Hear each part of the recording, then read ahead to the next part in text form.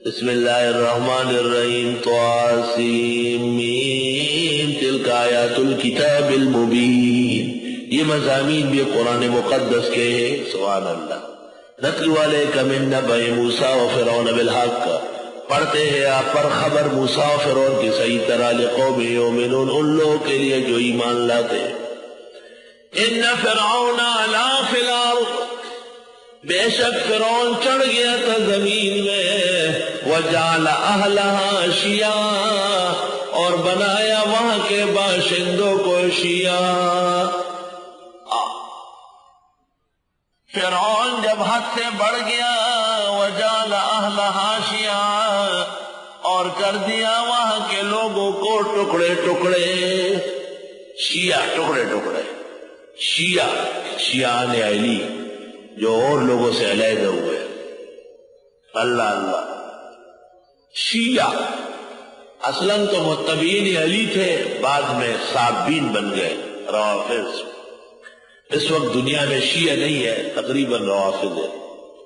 اور روافض کے کفر میں کلام نہیں ہے، شیعوں میں کلام. تو شیعہ کافر شیعہ جو ہے نعرہ ہے، اس میں غور کرنا چاہیے تھا، کیونکہ علماء نے فرق کیا ہے. الفرق الجلی بین الشیعی والرافضی. القاعدہ فی علوم الحدیث میں ذہبی نے نقل کیا ہے. شاہ انور شابی فیض الباری کے 2 صفحہ 343-44 لکھتے ہیں شیعی اور رافضی میں فرق ہے. شیعی گمراہ ہے، کافر نہیں ہے. رافضی بالاتفاق کافر. شیعی صرف حب علی اور اہلہ میں مبتلا ہے، جیسے ابو الاسود نسائی. اور رافضی یسب ابا بکر و عمر ویتہم عائشہ ویعتقد بأن القرآن محرف، هذا کافر بلا ریب. والاول ضال مضل والمسألة مبسوطة في محلها یا طالب. بے شک فرعون سرکش ہو گیا تھا ملک میں، اور اس نے بنایا یہاں کے لوگوں کو شیعہ.